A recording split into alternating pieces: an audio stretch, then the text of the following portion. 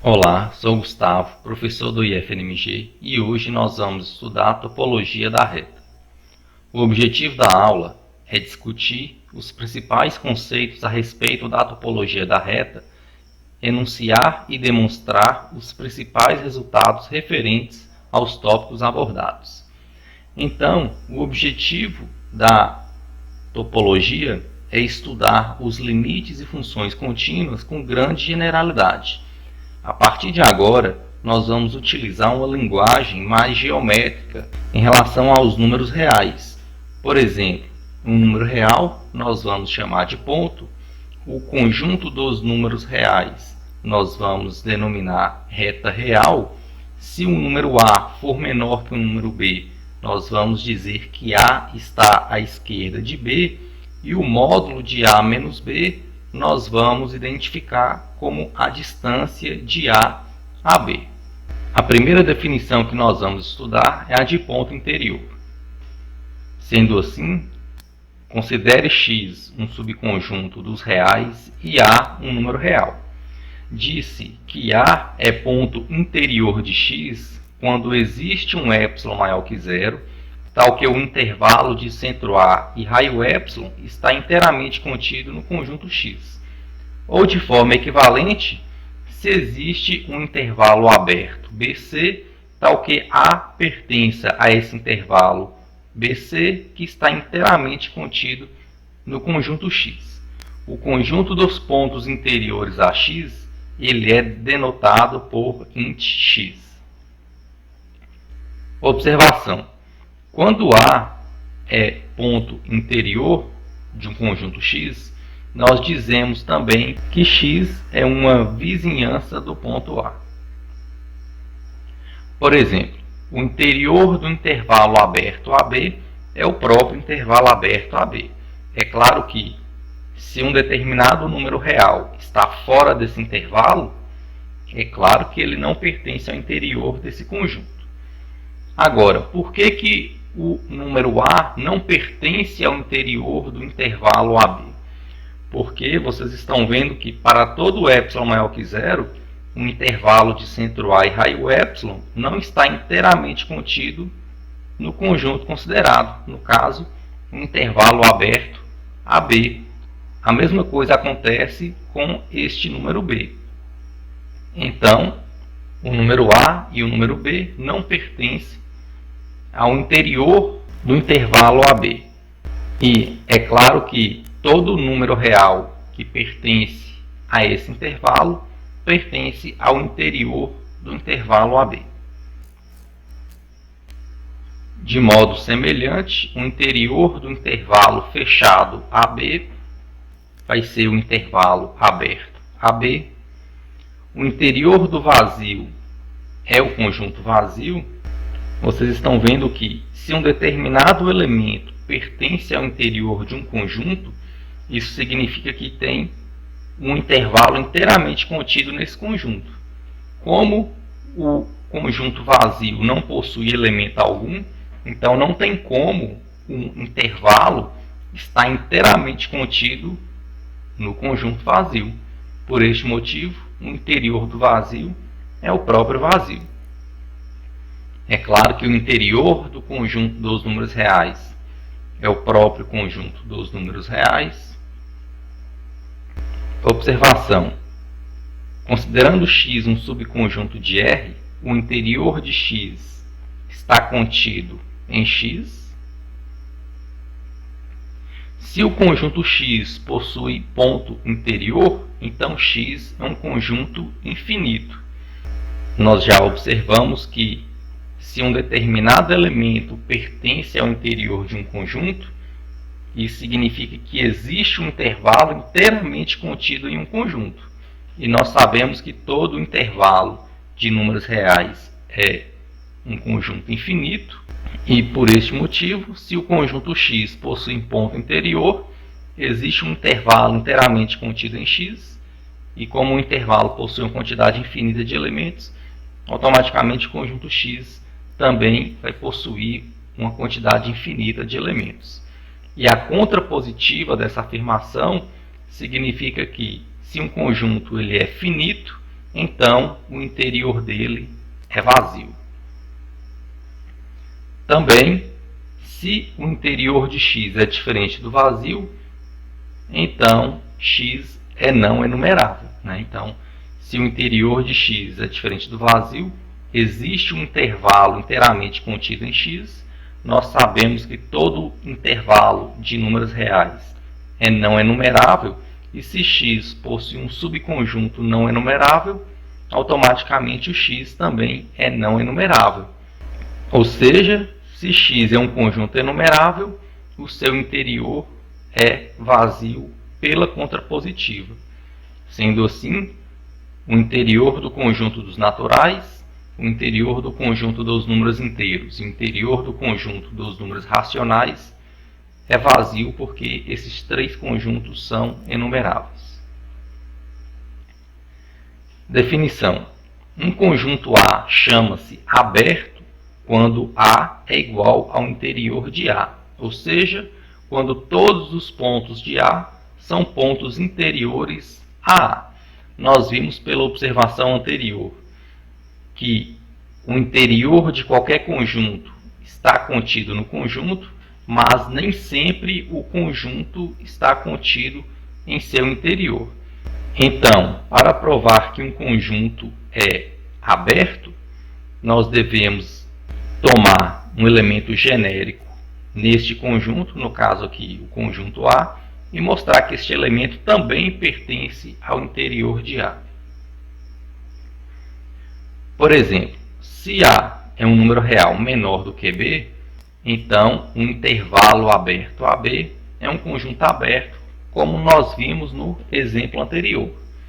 Enquanto que o intervalo fechado AB não é um conjunto aberto, pois o interior do intervalo fechado AB é o intervalo aberto AB.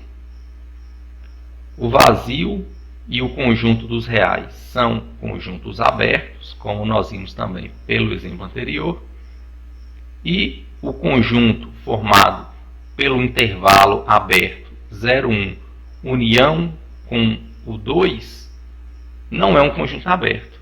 Por que esse conjunto não é um conjunto aberto? Vocês estão vendo que o interior deste conjunto é o intervalo aberto 0,1. Ou seja, o 2 pertence a esse conjunto, mas o 2 não pertence ao interior desse conjunto. Agora, por que o 2 não pertence ao interior desse conjunto? Porque para todo epsilon considerado, um intervalo de centro 2 e raio epsilon não está inteiramente contido neste conjunto, pois qualquer intervalo de centro 2 e raio maior do que 0 contém elementos do complementar deste conjunto. Exemplo D: conjunto dos números naturais, conjunto dos números inteiros e o conjunto dos números racionais também não são abertos, pois o interior deles é o conjunto vazio. Teorema 1. Se A e B são conjuntos abertos, então A interseção B também é um conjunto aberto. E além disso, a união arbitrária de conjuntos abertos é um conjunto aberto. Para provar o item A, eu vou considerar dois conjuntos A e B abertos e provar que a interseção deles também é um conjunto aberto.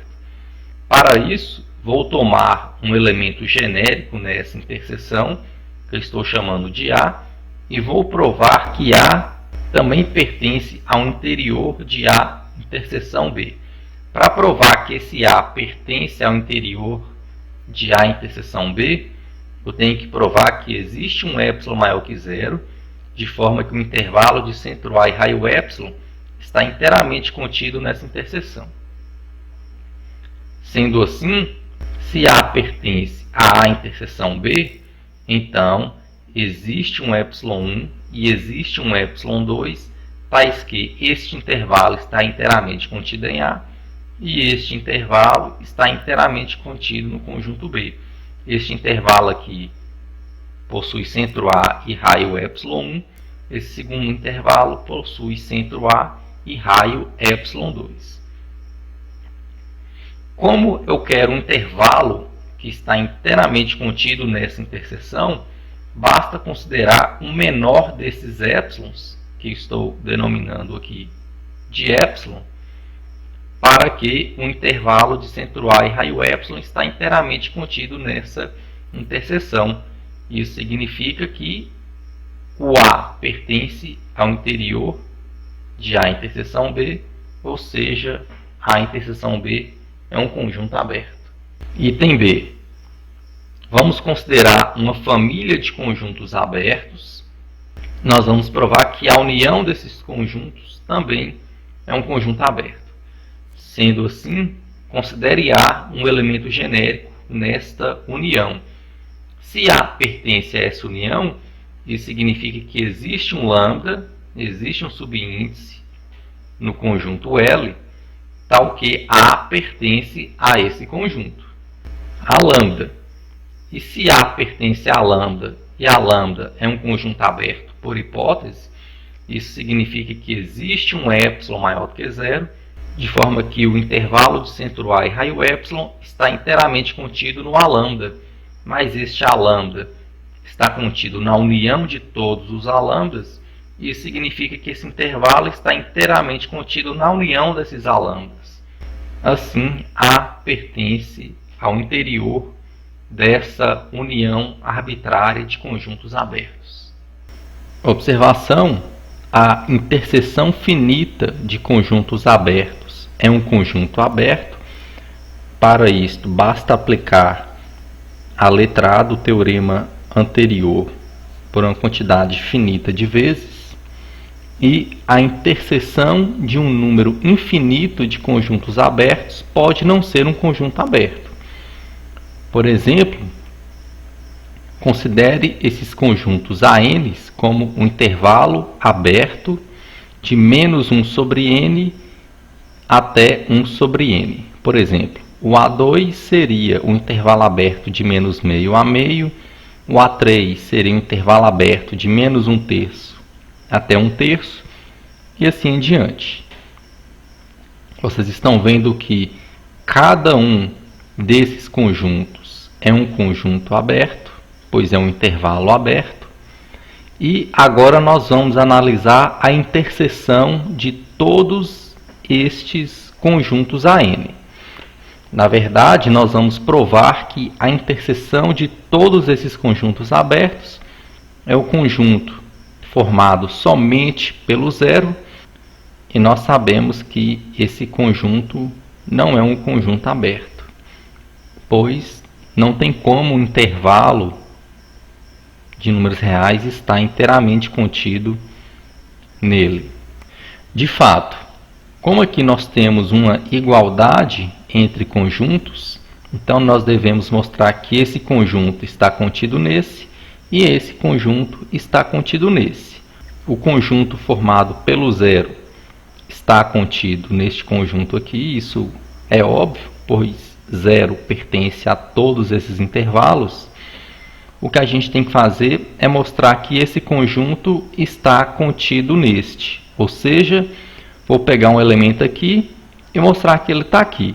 Ou de forma equivalente, se eu considero um número diferente de zero, eu vou provar que este número não está na interseção de todos estes AN. De fato, se A é um número diferente de zero, então, como o conjunto dos números reais é um corpo arquimediano, existe o número natural n0, tal que n0 é maior do que 1 sobre módulo de A. Esse módulo de A está dividindo, vou passar multiplicando, o n0 vai estar multiplicando, vou passar dividindo, obtendo essa expressão. Ou seja, módulo de A é maior do que 1 sobre n0. E o que isso significa?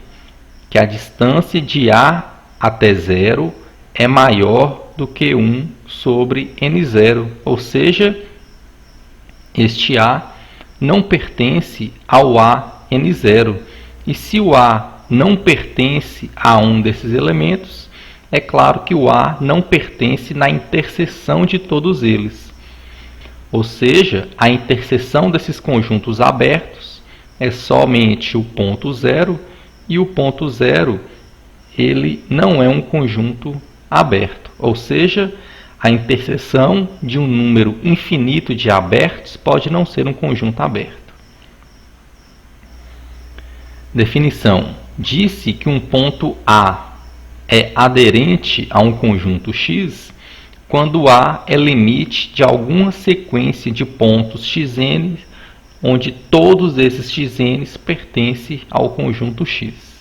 Por exemplo, se A pertence a X, é claro que A é aderente a X. Para isso, basta tomar a sequência constante igual a A, pois, como A pertence a X, todos os Xn também vão pertencer a X.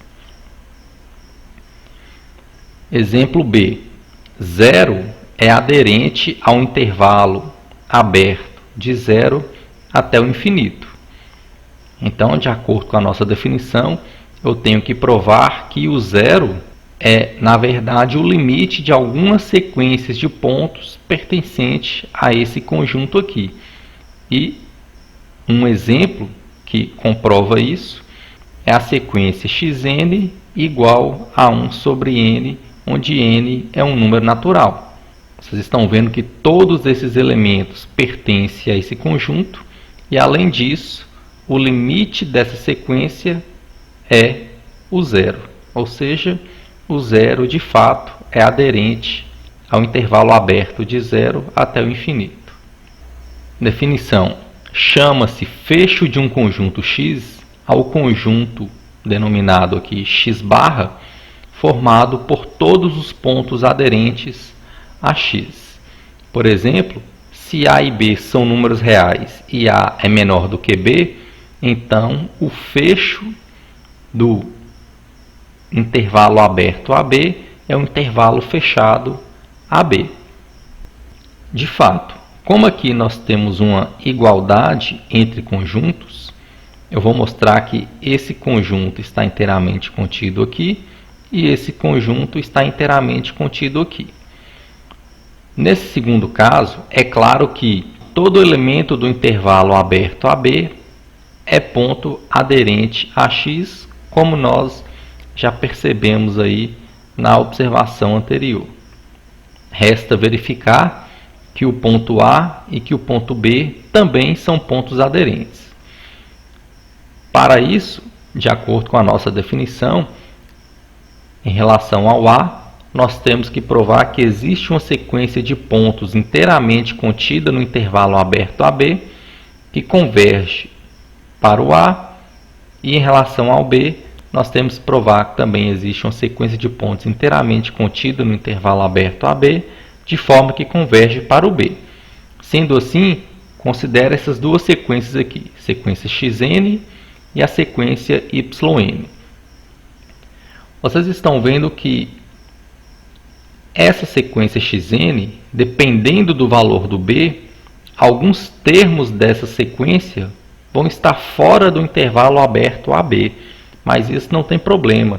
Caso isso aconteça, nós retiramos esses elementos e eu sei que, se isso existir, vai ser uma quantidade finita de termos, sendo que os termos restantes vão pertencer ao intervalo aberto AB e, além disso, quando n é um número muito grande, essa sequência converge para o A. O mesmo aqui acontece com essa sequência yn que converge para o B. Ou seja, A e B pertencem ao fecho do intervalo aberto AB e com isso nós provamos a primeira parte. Para a segunda, nós vamos provar que se C pertence ao fecho do intervalo aberto AB, então C pertence a esse intervalo fechado AB. Então, se C pertence ao fecho no intervalo aberto AB, então C é dado como limite de uma sequência de pontos inteiramente contida nesse intervalo aberto AB. Ou seja, C só pode pertencer a esse intervalo fechado AB, pois caso contrário, não teria como essa sequência de pontos, que está inteiramente contida no intervalo aberto AB, convergir para esse número C. Logo, todo ponto aderente ao intervalo aberto AB pertence ao intervalo fechado AB, e essa nossa afirmação é válida. Também o fecho desses outros intervalos é o intervalo fechado do AB. Observação: todo conjunto X está contido no seu fecho. Se X está contido em Y, então o fecho de X está contido no fecho de Y. E o teorema 2 nos diz que um ponto A é aderente ao conjunto X se e somente se para todo epsilon maior que zero, o intervalo de centro A e raio epsilon, interseção com o conjunto X, é diferente do vazio. Então,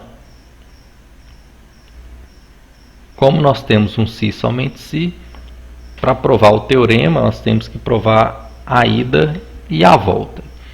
Para provar a ida, nós temos por hipótese que A é um ponto aderente ao conjunto X, e nós temos que provar que, para todo epsilon maior que zero, o intervalo de centro A e raio epsilon contém elementos de X. Por hipótese, A é o limite de uma sequência xn, onde todos esses xn's pertencem ao conjunto X.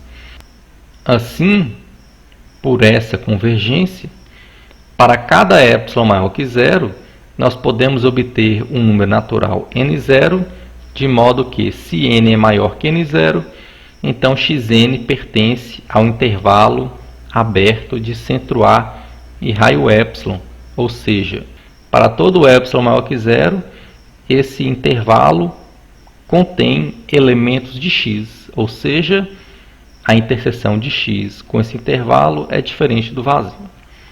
Agora, para provar a volta, se isso aqui acontece, nós vamos provar que A é aderente ao conjunto X. Sendo assim, para cada número natural n, nós podemos encontrar um xn em x, tal que xn pertence ao intervalo de centro A e raio 1 sobre n.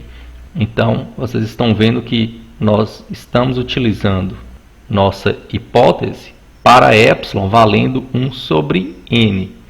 Sendo assim, para n igual a 1, nós conseguimos um x1 que pertence ao intervalo de centro A e raio 1. Para n igual a 2, nós obtemos um x2 que pertence a x, de forma que o x2 pertence ao intervalo de centro A e raio meio. Sendo assim, para cada n, nós obtemos um xn que pertence a esse intervalo, e o raio desse intervalo está ficando cada vez menor. Ou seja, isto define uma sequência de pontos xn, tal que xn pertence ao intervalo de centro A e raio 1 sobre n. E quando n é um número muito grande, essa distância vai ficar cada vez mais próxima do zero, e isso significa que a sequência xn converge para A, que era o que a gente queria provar. Uma aplicação desse resultado é que o fecho do conjunto dos números racionais e dos irracionais é o conjunto dos números reais, pois, dado A um número real, para todo epsilon maior que zero, o intervalo de centro A e raio epsilon, interseção com Q é diferente do vazio, e interseção com R menos Q também é diferente do vazio, pois todo intervalo de números reais possui números racionais e irracionais, como nós já vimos. Se X é um subconjunto de R não vazio e limitado, então o supremo de x e o ínfimo de x são aderentes ao conjunto X. Definição: um conjunto X diz-se fechado quando X é igual ao seu fecho, ou seja, quando todo ponto aderente a X pertence ao conjunto X. Nós já vimos em observações anteriores que todo conjunto X está contido no seu fecho. Agora, nem sempre o fecho de X está contido em X. Caso isso aconteça, esses dois conjuntos são iguais e, de acordo com a nossa definição, nós vamos chamar esse conjunto de conjunto fechado. Exemplo: todo intervalo fechado é um conjunto fechado. Além disso, intervalos desses dois tipos também são conjuntos fechados. O conjunto formado por um único elemento é um conjunto fechado, pois esse conjunto nada mais é do que esse intervalo degenerado, que é um intervalo fechado. O conjunto dos números racionais e irracionais não são conjuntos fechados, pois nós vimos que o fecho deles é todo o conjunto dos números reais. E nós temos esse teorema 3. Um conjunto F é fechado se somente se seu complementar é um conjunto aberto.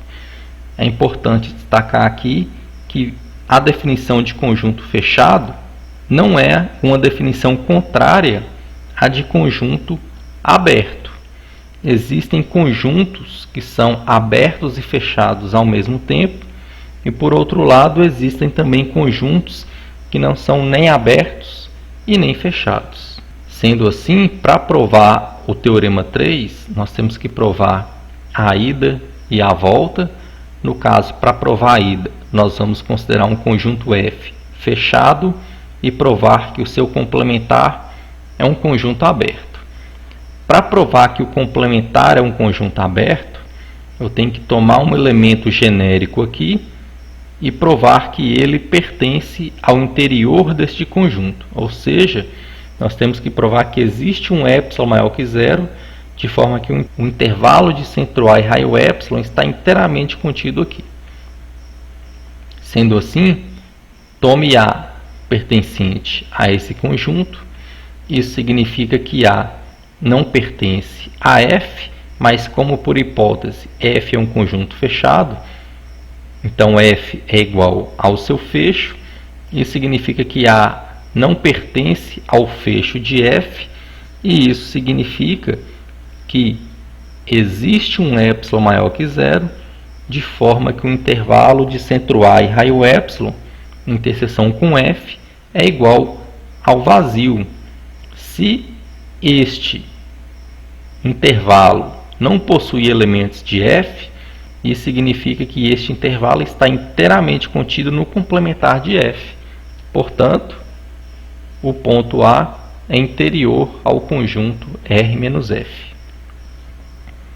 Agora, para provar a volta, nós vamos considerar que esse conjunto é aberto e provar que esse conjunto é um conjunto fechado.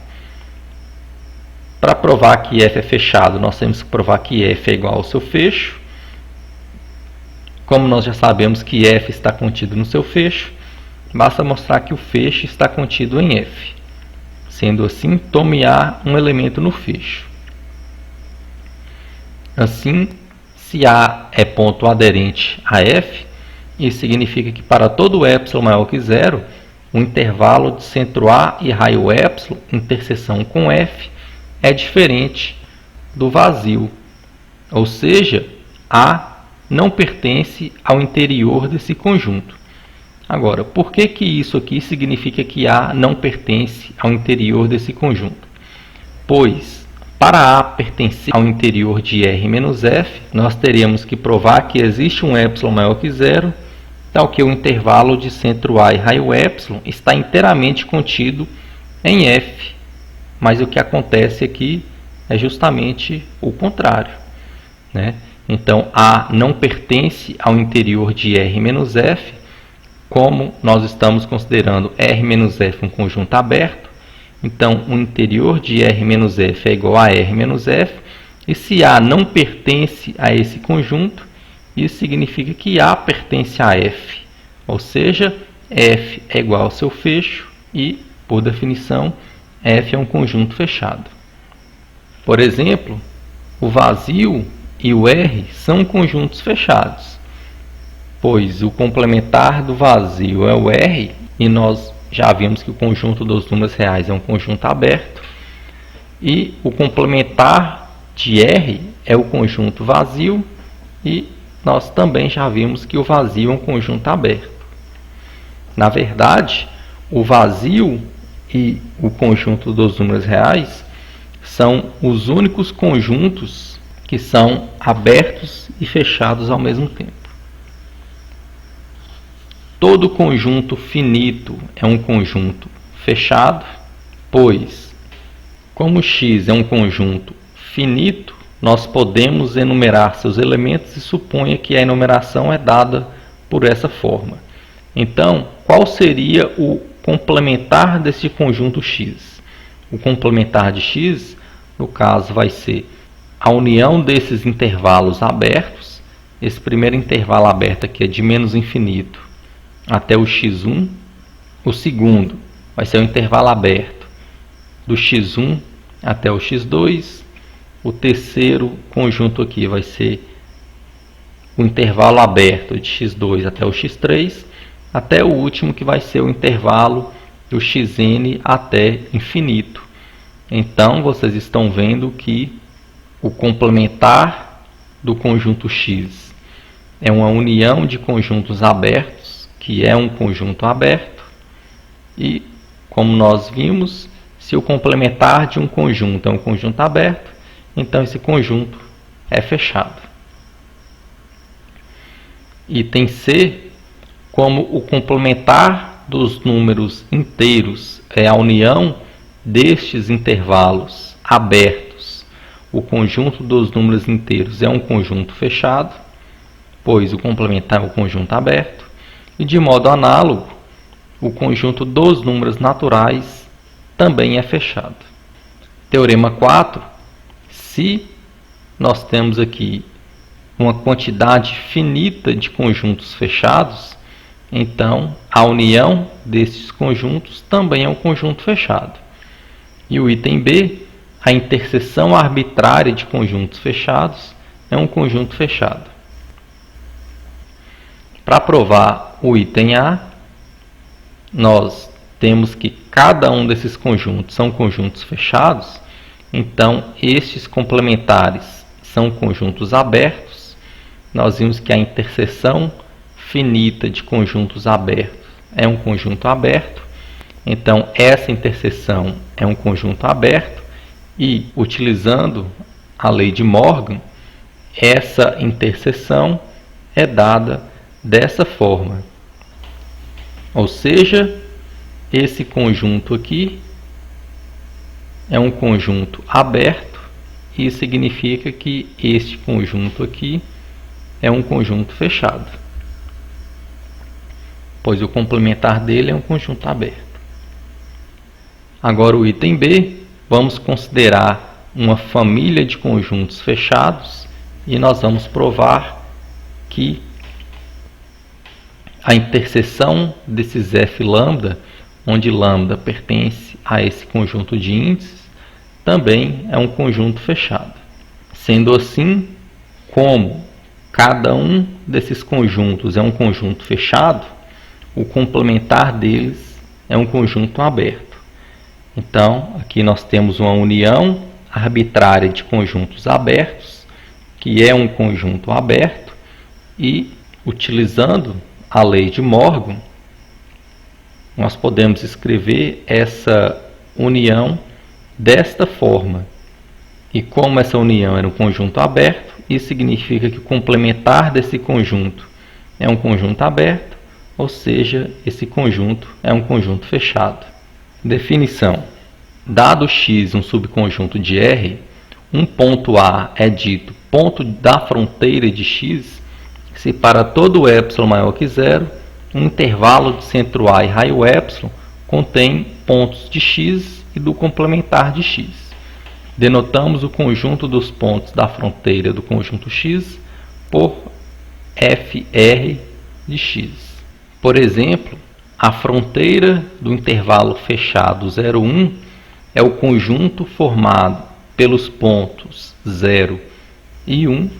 Vocês estão vendo que, considerando o 0, para todo epsilon maior que 0, o intervalo de centro 0 e raio epsilon contém pontos fora do intervalo e que pertencem ao intervalo. A mesma coisa acontece com 1. Agora, se nós consideramos um número real neste intervalo diferente do 0 e diferente do 1, nós conseguimos obter um epsilon maior que 0, de forma que o intervalo de centro nesse número real e raio epsilon está inteiramente contido neste conjunto. Isso significa que todo ponto interior ao intervalo fechado 0, 1 não é ponto de fronteira ao intervalo 0, 1. A mesma coisa acontece com os números reais que estão fora desse intervalo. Item B. A fronteira desse conjunto aqui, que é o conjunto formado pela união do intervalo aberto 0, 1 com o intervalo aberto 1, 2, é o conjunto formado pelo 0, pelo 1 e pelo 2. A justificativa é semelhante ao item A.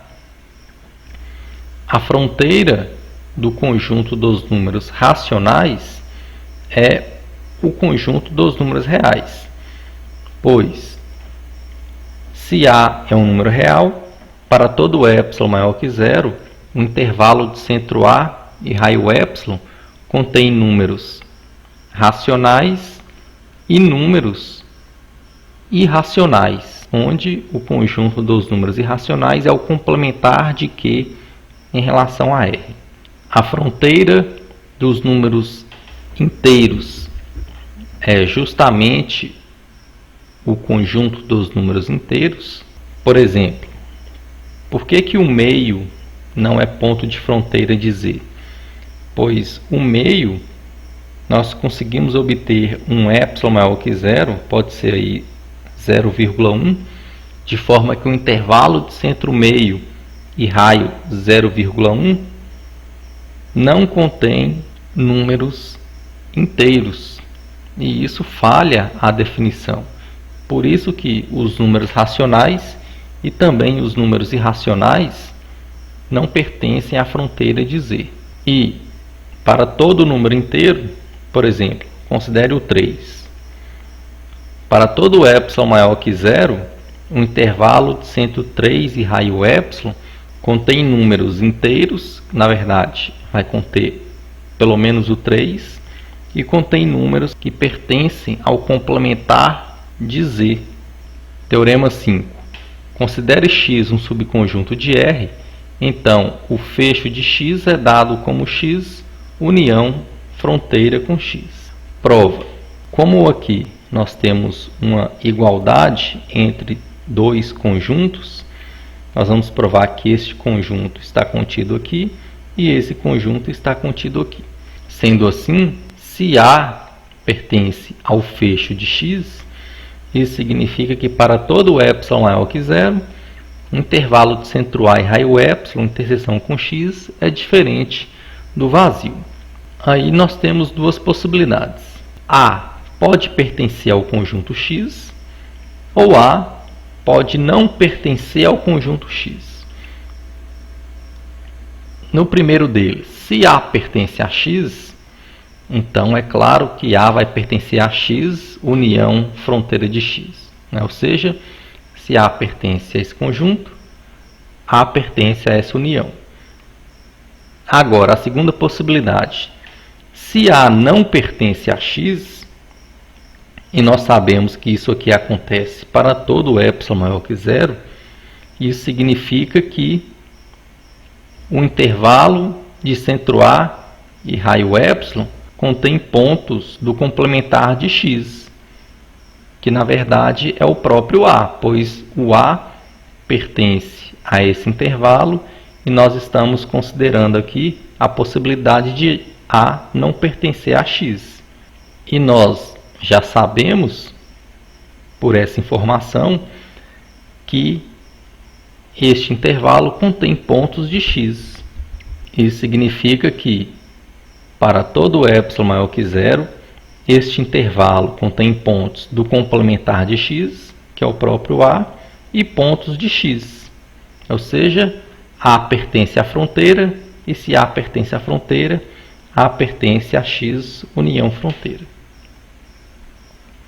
Agora, vamos considerar um elemento genérico aqui e provar que ele é ponto aderente. Se A pertence a essa união, então A pertence a x ou A pertence à fronteira.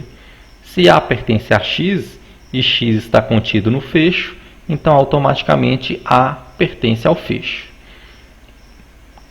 Por outro lado, se A pertence à fronteira, isso significa que para todo epsilon maior que zero, este intervalo de centro A e raio epsilon, interseção com x, é diferente do vazio, interseção com o complementar de x também é diferente do vazio.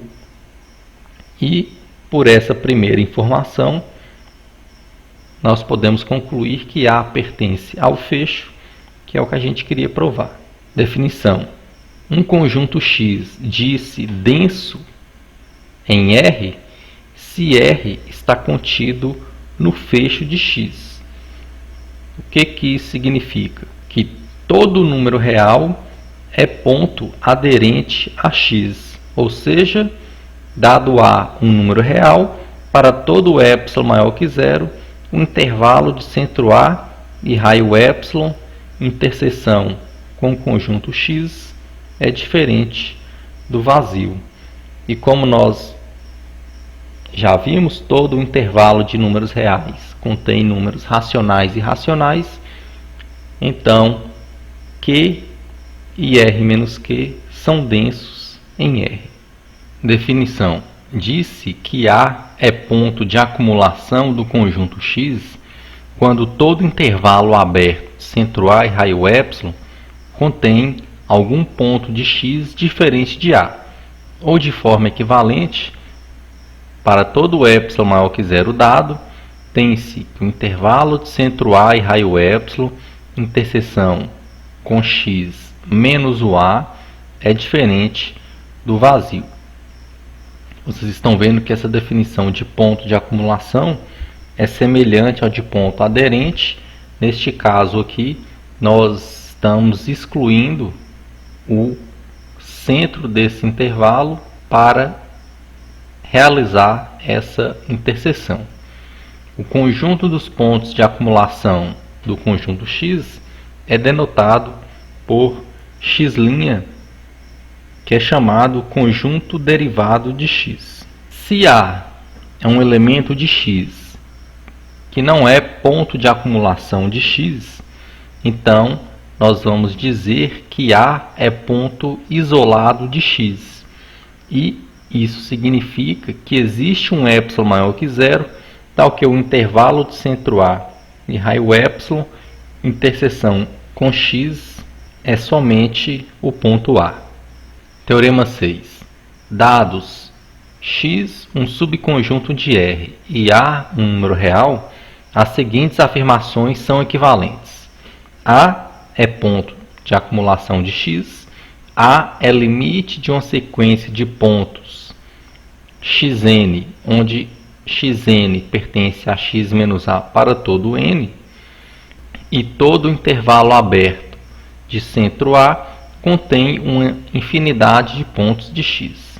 Então, como nós temos que provar que essas afirmações são equivalentes, nós vamos provar que a informação A implica na informação B, a informação B implica na informação C e a informação C implica na informação A. Então, por hipótese, nós temos que A é um ponto de acumulação de X. Ou seja, para todo epsilon maior que zero, o intervalo de centro A e raio epsilon, interseção com x menos A, é diferente do vazio. Então, escolhendo valores de épsilons da forma 1 sobre n, o intervalo de centro A e raio epsilon, no caso 1 sobre n, interseção com x menos a é diferente do vazio. Ou seja, para cada número natural, nós conseguimos obter pelo menos um elemento em x que pertence a esse intervalo, que eu estou chamando de xn, e este elemento deve ser diferente do a. Então, para n igual a 1, isso acontece, eu consigo um x1. Para n igual a 2, isso também acontece e eu obtenho um x2. Realizando esse procedimento aqui, nós obtemos uma sequência de pontos xn que converge para a, pois quando n é um número muito grande, esse raio que é 1 sobre n fica cada vez menor e, com isso, o limite dessa sequência é igual ao a. Agora, para provar que o item B implica no item C, nós temos por hipótese que a é limite de uma sequência de pontos xn que pertence a x menos a. Ou seja, a é igual ao limite de xn, onde essa sequência de pontos pertence ao conjunto x e todos esses xn são diferentes do a. Sendo assim, para todo número natural n0, o conjunto formado pelos xn's, tais que n é maior que n0, deve ser infinito, pois caso esse conjunto aqui fosse finito, existiria um termo xk que iria ser repetido aqui infinitas vezes. E como esse xk é diferente do a, nós iríamos obter que o limite do xk é diferente do a, e isso é um absurdo, pois neste caso existiria uma subsequência da sequência xn que não converge para a. Sendo assim, esse conjunto aqui deve ser infinito e, portanto, para todo epsilon maior que zero, o intervalo de centro a e raio epsilon contém uma infinidade de pontos de x. Agora, é trivial que o item C implica no item A. Por exemplo, se x é um conjunto finito, então o conjunto dos pontos de acumulação de x é o conjunto vazio, pois se existisse um ponto de acumulação AX, pela informação C do teorema anterior, todo intervalo de centro A iria conter uma infinidade de pontos de x, mas x é um conjunto finito, ou seja, isso não pode acontecer, e isso significa que o conjunto dos pontos de acumulação de x é o conjunto vazio. Exemplo B, se A é menor do que B, então o conjunto dos pontos de acumulação desses intervalos aqui são todos iguais ao intervalo fechado AB. Item C, se x é o conjunto formado pelos números da forma 1 sobre n, onde n é um número natural, então o conjunto formado pelos pontos de acumulação de x, na verdade, é composto somente pelo elemento zero. Ou seja, zero é o único ponto de acumulação desse conjunto. Vocês estão vendo que o zero pode ser dado como limite da sequência 1 sobre n. Então, pelo item B do teorema anterior, zero é ponto de acumulação. Agora, qualquer número diferente de zero não vai ser ponto de acumulação de x, pois se A é um número real diferente de zero, sempre vai existir um epsilon maior que zero, de forma que o intervalo de centro A e raio epsilon, interseção com x menos esse número real considerado, vai ser igual ao conjunto vazio. Exemplo D, o conjunto dos pontos de acumulação dos números naturais e dos números inteiros é o conjunto vazio. Na verdade, todos os pontos de n e z são pontos isolados. E o conjunto dos pontos de acumulação do conjunto dos números racionais e irracionais e do próprio R é justamente todo conjunto dos números reais. Teorema 7. Todo conjunto infinito limitado de números reais admite pelo menos um ponto de acumulação. Prova. Então, nós vamos considerar um conjunto infinito ilimitado de números reais. Como x é um conjunto infinito, então x possui um subconjunto infinito enumerável, de forma que a enumeração é dada dessa forma aqui: x1, x2, x3, até o xn e assim em diante. Assim, considerando os elementos desse conjunto, nós podemos construir uma sequência xn de termos 2 a 2 distintos em x, na qual é limitada.